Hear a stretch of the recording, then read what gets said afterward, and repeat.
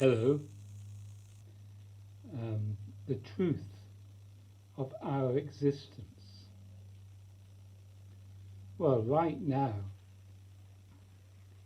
the usual truth of everyone's existence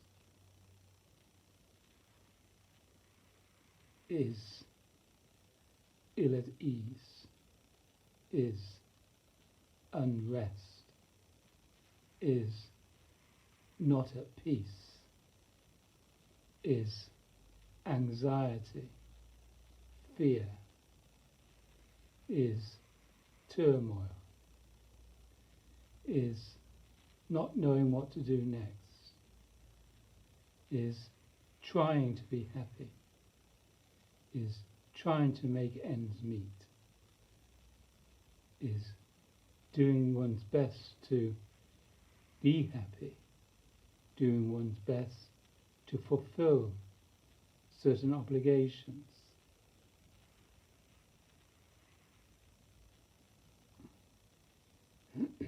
This is the small r reality of every individual. A lot of dilemma, a lot of toing and froing, a lot of 1 minute I'm okay, next minute I'm not okay. Ill at ease. The usual man and woman's reality is that she or he wants to be loved, wants to be accepted, wants to be acknowledged.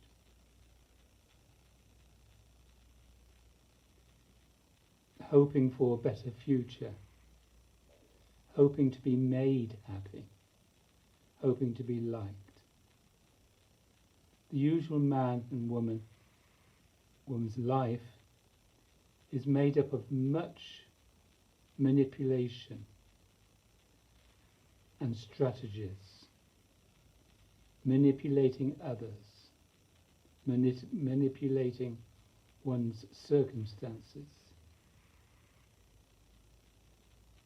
The usual person's reality is in some way a war. We're at war with one another. We aren't really at peace with one another. We do our utmost, but it never really is truly happiness and true love, or true contentment, or true restfulness. Many people take on various techniques and disciplines, take on various dietary practices and exercise regimes and health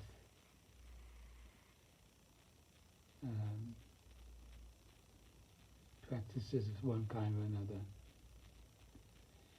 Majority of the people's reality, small r reality, because there is a big R reality, is doing one's best to keep healthy.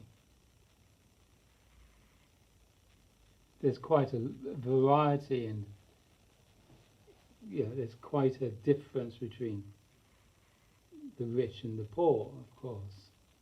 But nevertheless, even if you're rich, living in a palace, you're not necessarily happy, or you're not happy. Now, that is what I call the clenched fist way of living. There's a lot of I thoughts going on in the head. I this, I that. And there's a lot of chit-chat going on in the head. But do you really think that is a good way to live? A lot of temper tantrums, a lot of arguments, a lot of doing your best to try and find out the truth of this, that and the other. The way children behave. For centuries, in centuries, there's been ill at ease amongst us all. Look at all the wars going on right now. Not just between nations, but between individuals and within families. This has been going on for centuries and centuries.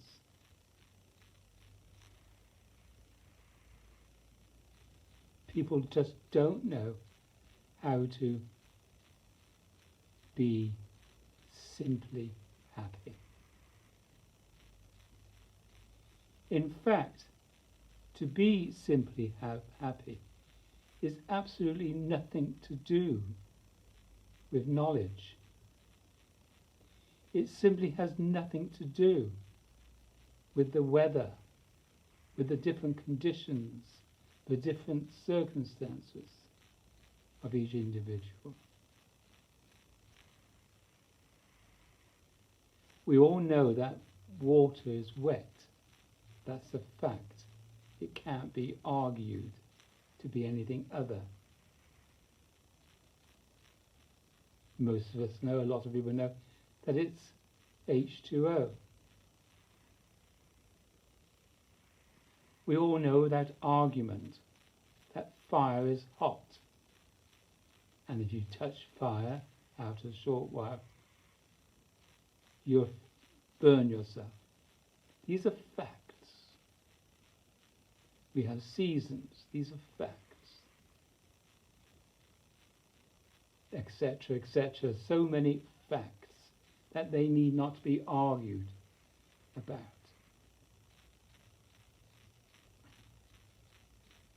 And this is a fact, that everyone is ill at ease with everybody else. There's truly no real peace amongst us all. Although we long for it, we pray for it.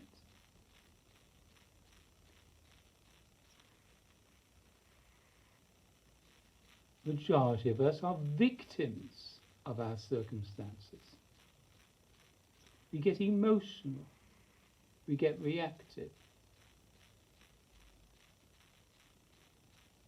Everyone is dramatizing an emotion, some kind of emotional disorder.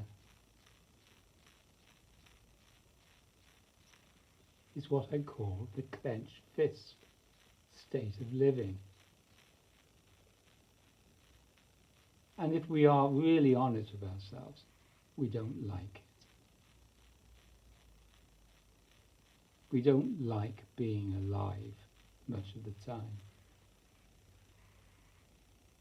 As we get older, well, just a sidetrack, when I was younger, I used to visit my godparents. And I can remember my aunt saying, she was questioning something about her husband.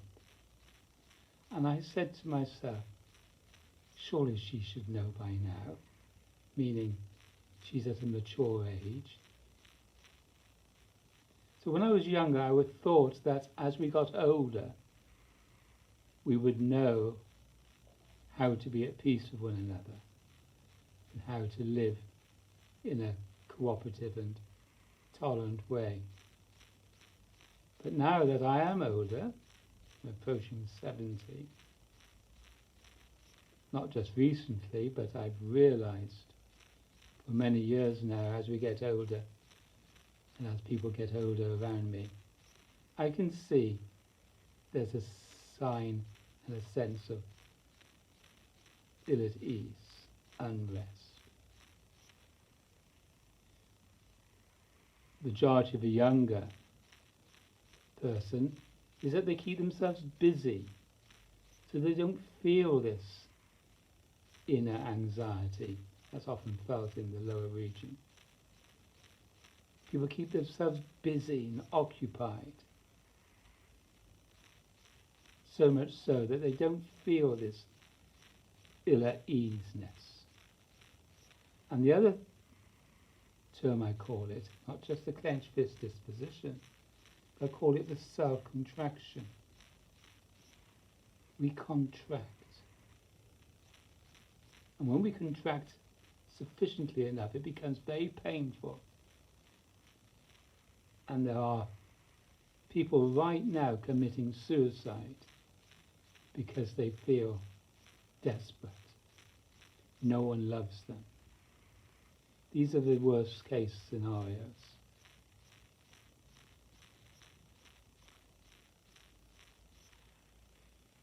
I used to cry when I was a child at the thought of all the wars. I used to cry at night when there's bullying or verbal abuse in my surroundings. I've gone through a lot of hell, through a lot of suffering, but I've always been seeking a truth that I thought Jesus was offering. I'm not a Christian per se, but I was at one time, and I wanted to really understand what are known as the esoteric teachings, the hidden teachings. I wanted to know what he meant by you need to be born again. Well, I've realized the greatest realization that anyone can realize, and that just as wetness is the inherent state, the natural state of water, and heat is the natural state of fire, the natural state, the inherent, innate state of the human being is already happiness. A happiness with a capital H, a reality with a capital R, that isn't conditionally made, just as the natural state of the heart is to be active, there's this beat continuing. The natural state of our organs, when they're working correctly, is their inherent state. It's the natural state of water is wet, and it's to quench our thirst.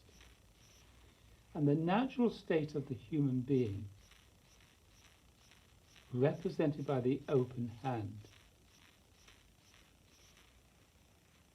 is already at peace. There's already a stillness. The natural state of the human being is non-anxious, non-fearful, non-fretting. The natural state of the human being is not in dilemma, is not at war. The natural state of the human being is already okay.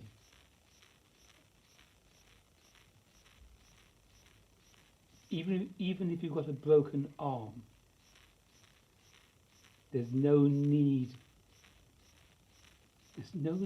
to add self-contraction over it.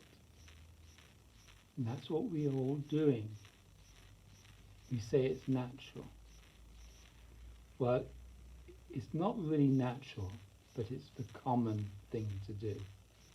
Add concern. The human being is born to die, but we keep interfering.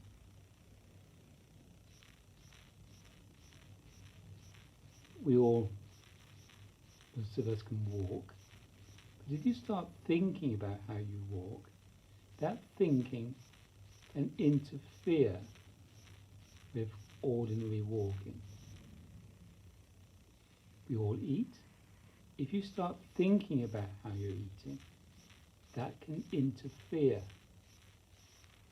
And writing, if you start thinking, adding the self-contraction to these ordinary functions of everyday life, that self-contraction, the I thought, which creates feelings of anxiety and fear and dilemma,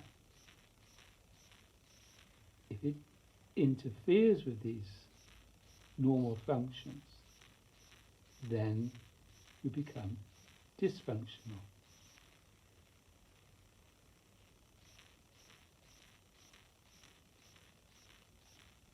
The self-contraction is not necessary.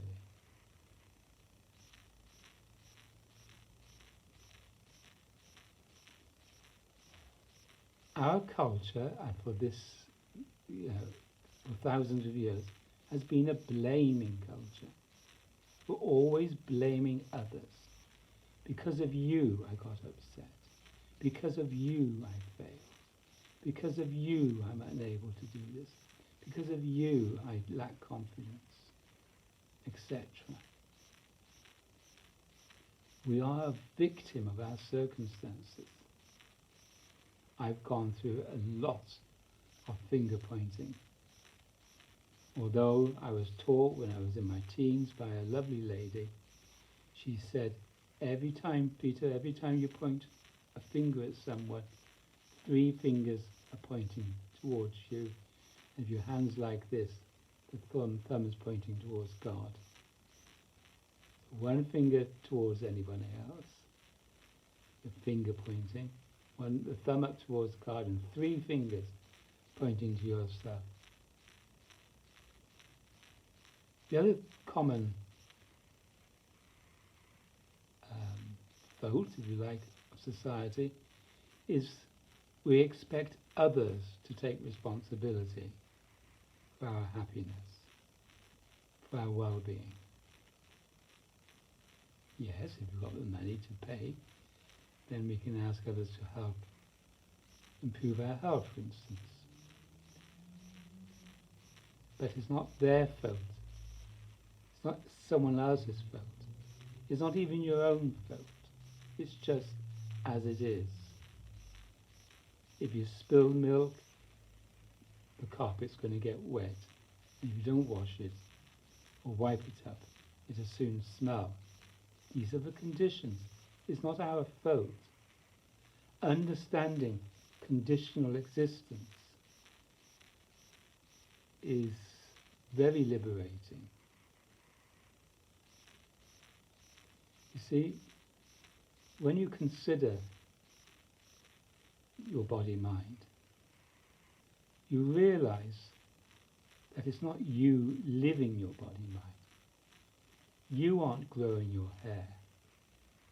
You aren't changing all the cells in your body. You aren't growing your nails. In fact, you aren't speaking or walking or eating.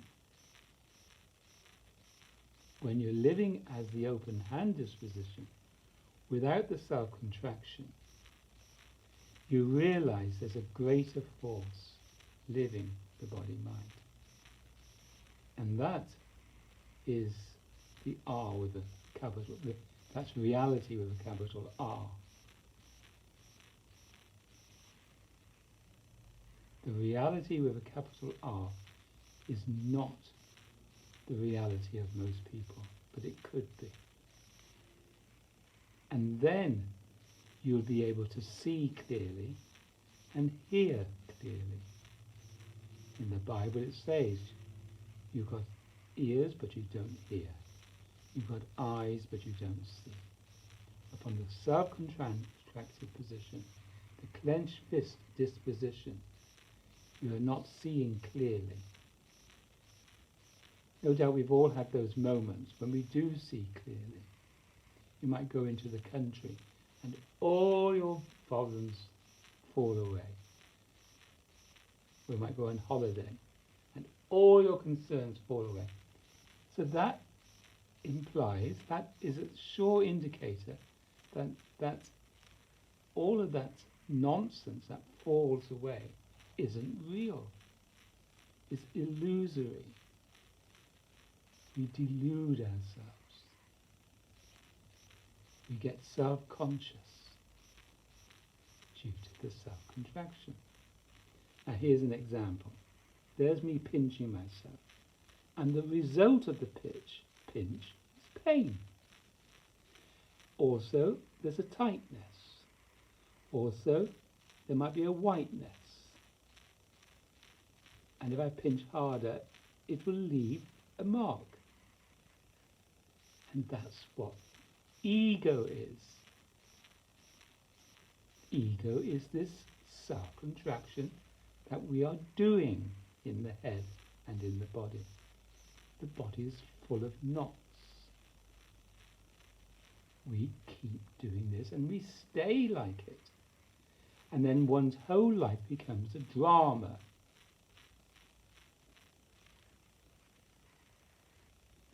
The majority of old people die very lonely. They don't really feel loved. Younger people are so busy that they not so concerned about it. They don't realise. Look how drivers are driving. You're a driver. You're driving like this. From A to B. I've got to get to B.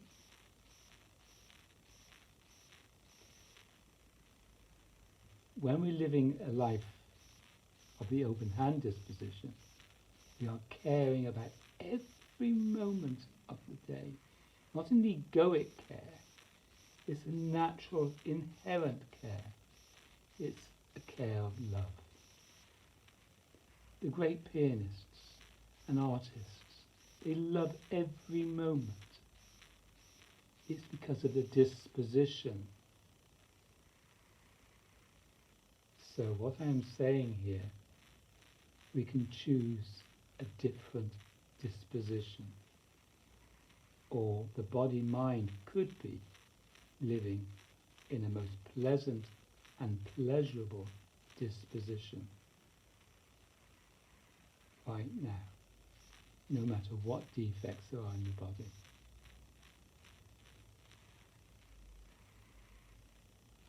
That disposition of love is inherent, of peace, of joy, of delight, of pleasure, of intimacy.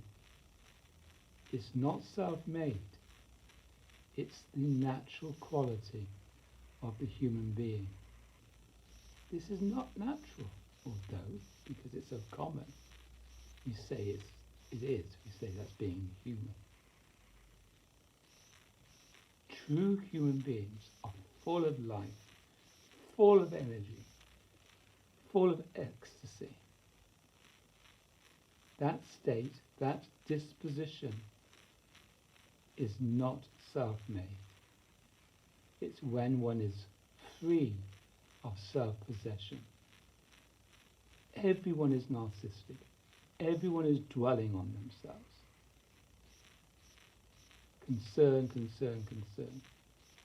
All this stuff going on in your head, which affects the body. How can we get from this to this? Because this cannot create this. By simply stopping it. Stop doing the pinch.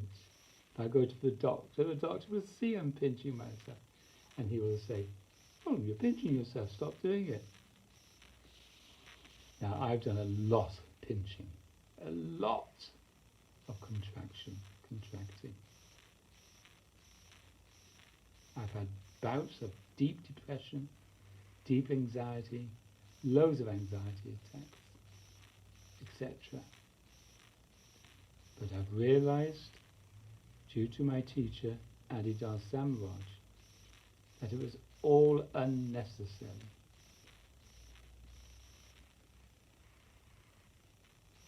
let me read a little snippet of his teaching called the dreaded Gombu for a moment.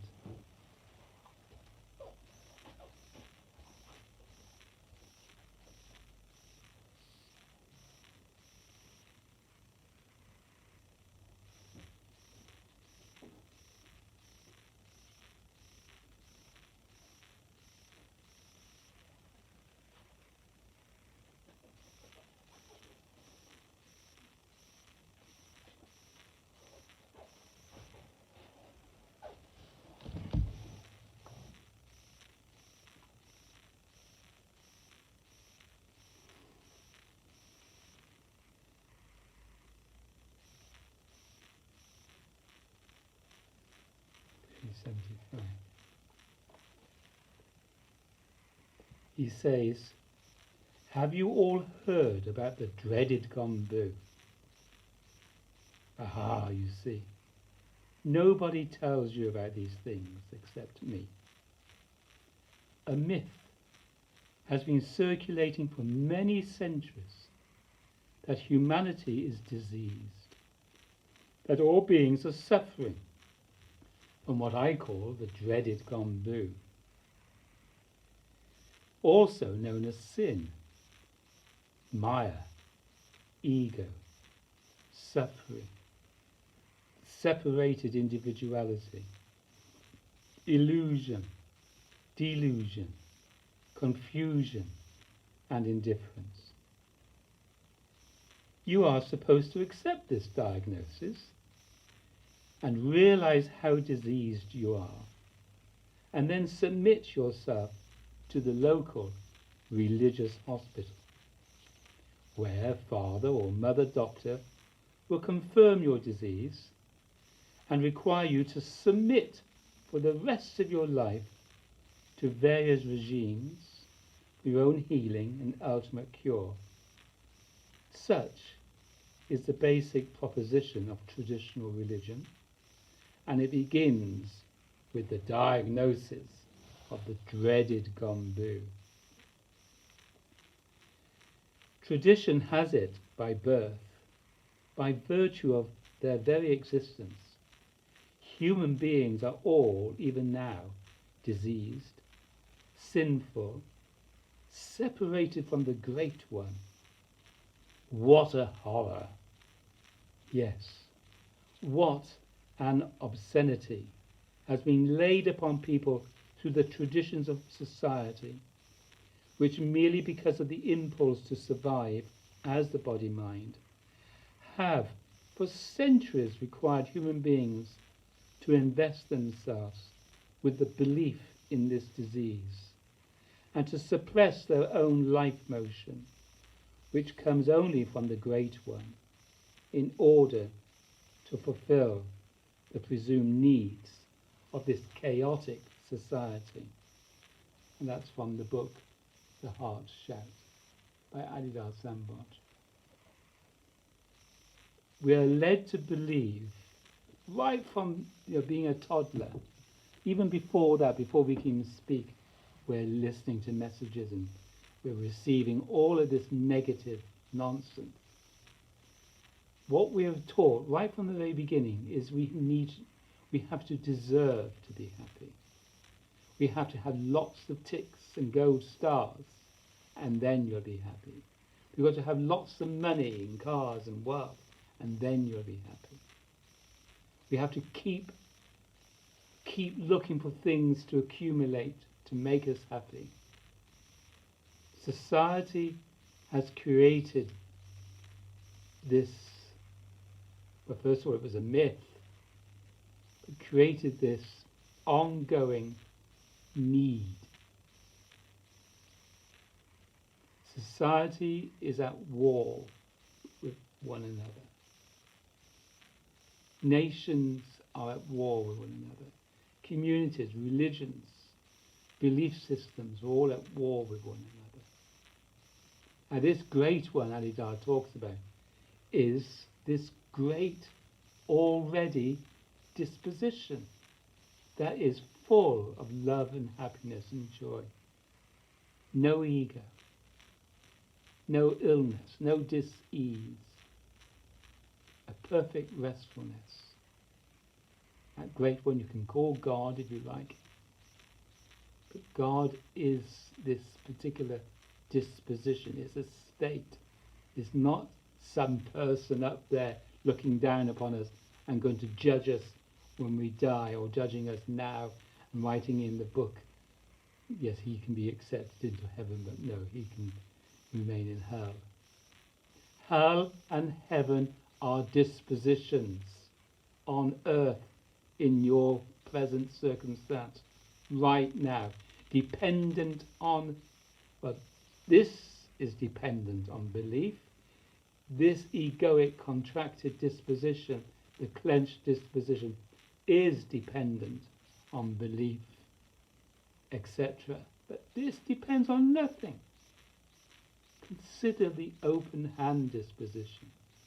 It embraces, naturally embraces. It is intimate.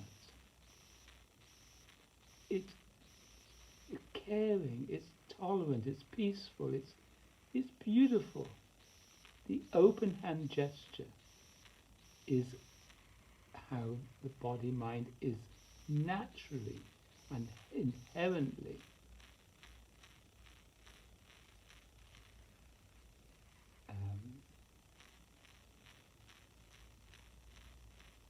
its true condition.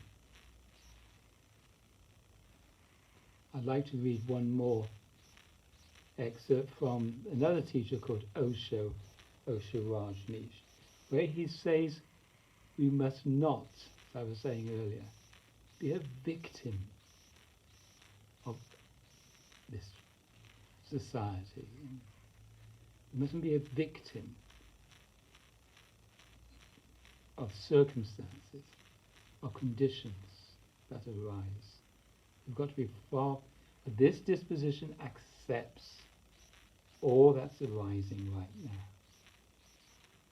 There's no egoic, contracted involvement with what's arising right now. Let me read you this passage, one moment.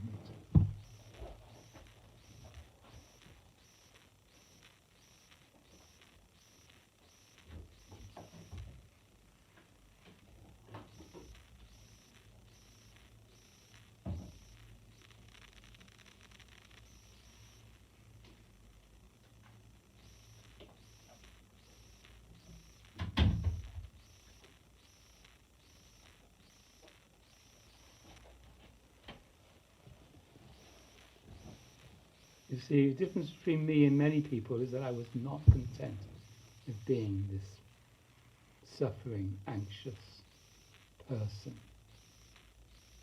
I had to find the truth. It is the truth. That this body-mind is already happy, full of love and happiness and joy.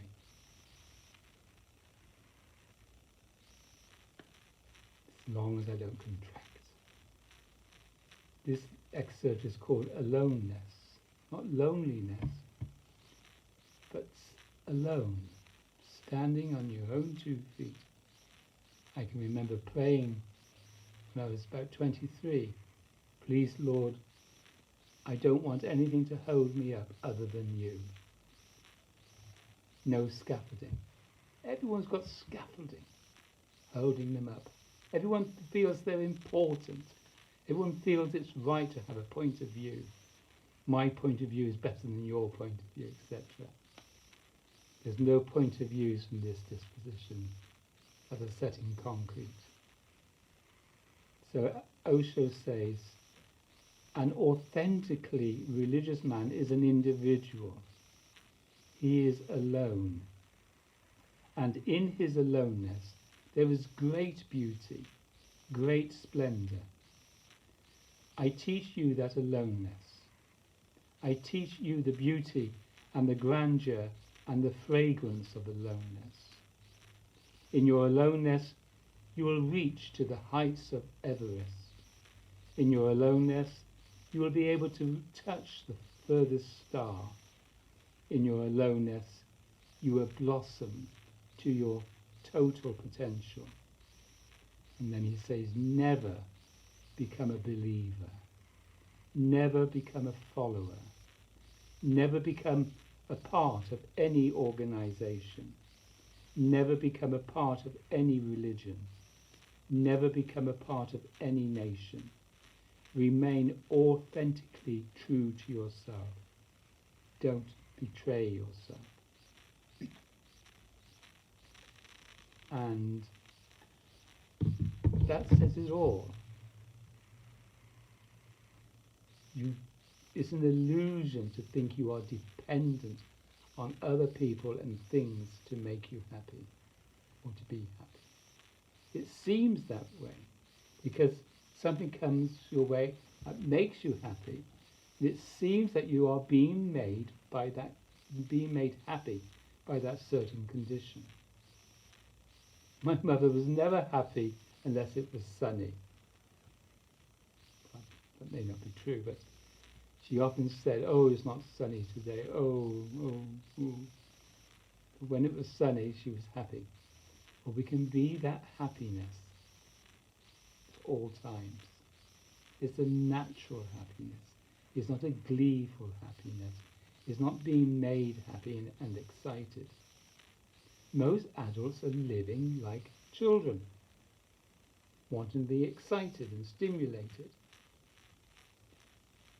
And then again, like an adolescent,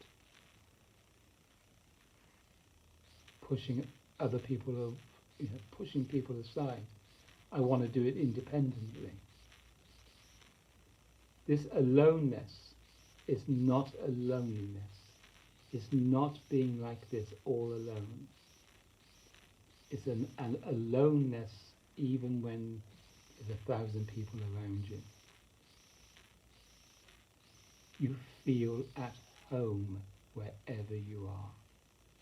That's the true disposition of the open heart. You feel at home wherever you are. There's no, this is mine and this is your nonsense. We've got responsibilities, but we don't own anything. We don't. We don't belong to anyone. We don't.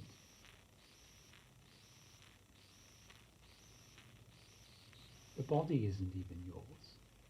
What you are is this state, and it's a silent state.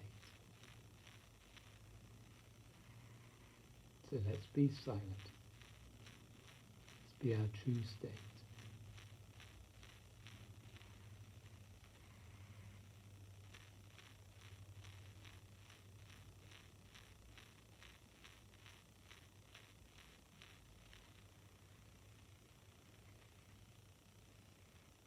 Everything that comes from this silent state is beautiful, it's pure, it's untainted.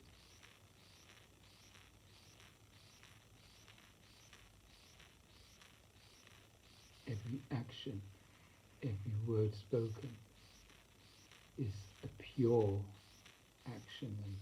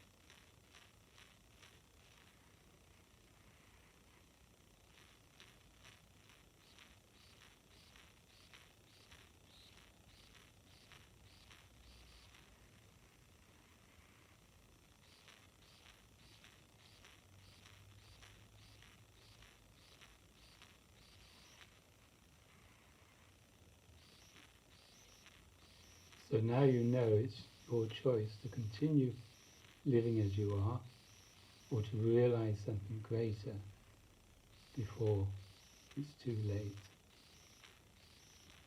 So that when you do die, you will be at peace. Absolutely peace.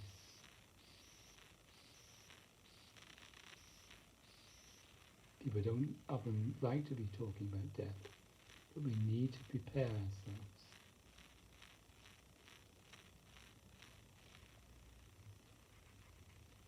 And we need to live a life of love and happiness and joy in order for this insane circumstance to change. And how do we change? You have to find your own personal God-man, a man of God, and fall in love. And that falling in love will change the whole physics of your body-mind. An alchemical, that's the right word, transformation will take place. Alchemy, metamorphosis. It will take place. As Jesus said in the Bible, you have to be born again. Born again of the Spirit.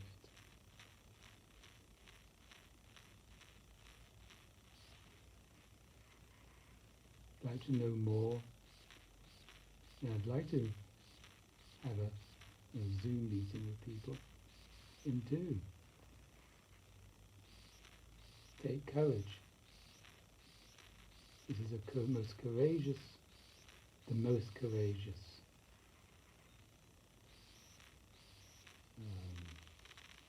turning, if you like, turning away that one can do in one's life. There's an old saying, before enlightenment, I cooked rice, and after enlightenment, I cooked rice. But the disposition changed. We still have to function, functioning from this disposition, rather than this disposition. It's pure, it's beautiful, it's God-made, not man-made. Thank you for listening.